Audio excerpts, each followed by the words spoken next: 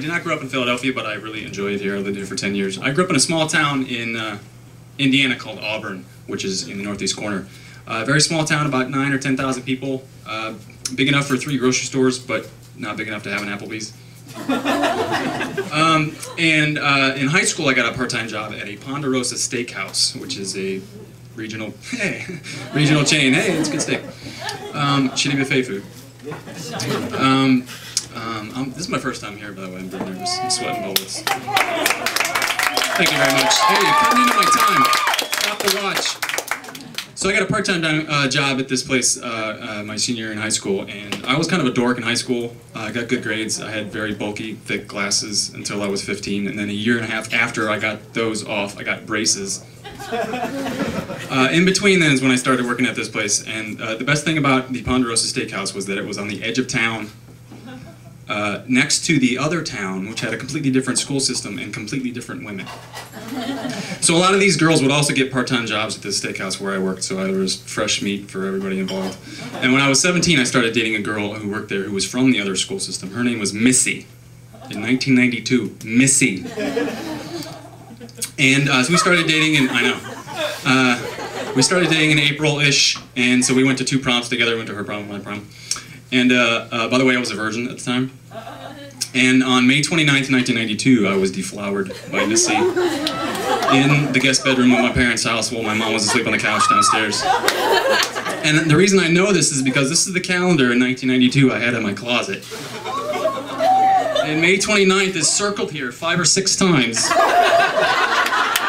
And we went to see Encino Man that night as well.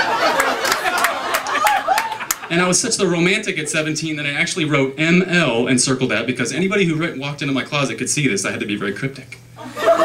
So ML meant I made love. Not a joke. And the ensuing times that we got together and made love, I would actually make Roman numerals to count the time. 6, 7... I got up to 12 or 13. I got up to 11 before I stopped keeping track. Either that or we broke up. I don't remember. There was one time in early June, I'm going to go way over, where I was at her house. School was out, so summertime, middle of the day. One thing led to another. We were home alone. I was 17. She was 17. She was a year behind me in school, but we were the same age. In her house, in her bedroom, in her bed, in the middle of the day, one thing led to another, and she got on top of me. We were just kind of minding our own business, and then her dad came home, and we didn't hear him come home. She was on top of me, facing away from the open door when he walked in and said, "Y'all having fun?" And she was scared out of her mind. I did not go anywhere for some reason. I stayed there, and he was a big guy. He left and just kind of left us to do what we were doing. Stop doing what we were doing.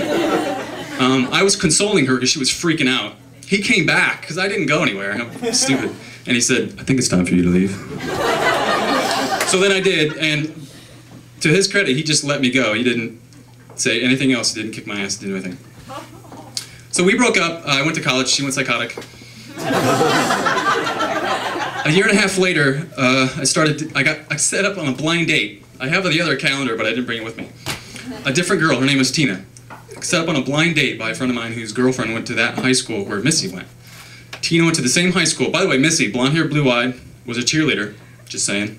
Doesn't really mean anything because the town she's from like half the size of ours, so the cheerleader crop wasn't spectacular. Tina, blonde hair, blue-eye, also a cheerleader. Set up on a blind date, had no idea. On our first date, we went to Pizza Hut. We went to Pizza Hut after we saw Nightmare Before Christmas, because that's what I wrote down in the calendar. I ordered a Mountain Dew. She said, "That'll shrink your wee-wee." Because the yellow number 5 was all in the news about being bad for you.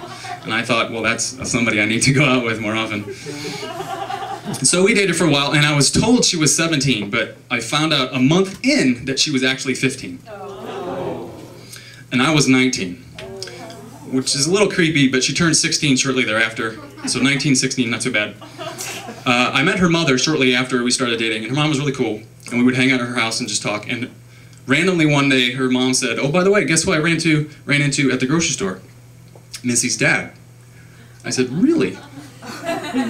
What'd he tell you?" "Oh, some things." She didn't spell it out, but I kind of had a feeling he told her exactly what he saw happen a couple years earlier. And so we dated for a little while. We sort of fizzled out. She was younger. She was cool and all, but we just sort of broke up. I got a call from her about a year and a half after we broke up, shortly after she had turned 18. Her mom was friends with Missy's dad, and it turns out, she said, oh, by the way, we found out he's my dad too. No shit. They were sisters. Both blonde-haired, blue-eyed, both cheerleaders from the same school who didn't know each other until they found out they were related. And then, of course, the first thing I popped into my head was, oh my God, she's going to tell her how horrible I was in the bed because Tina and I never got together. And I said, what do you talk about? She says, oh, we hang out all the time. What do you talk about? What do you think? So, that's my story.